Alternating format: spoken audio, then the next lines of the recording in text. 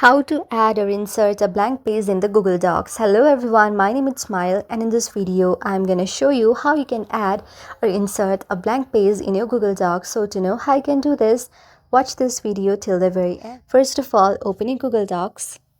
After you open your Google Docs, just choose any account that you want to. Now, just tap on the very edit option and go on the top side.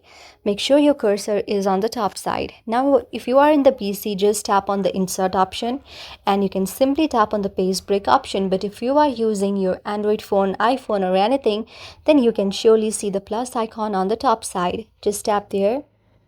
Scroll a little bit down and then you will see the very option of page break. Just tap on here and you can see that now a blank page is already created. It's very visible when you type on it, it will be more spacious. So this is how you can create a blank page on your Google Docs. Hope you like the video. If you like the video, then please do hit the thumbs up and subscribe button and also comment in the comment section below. Thank you for watching.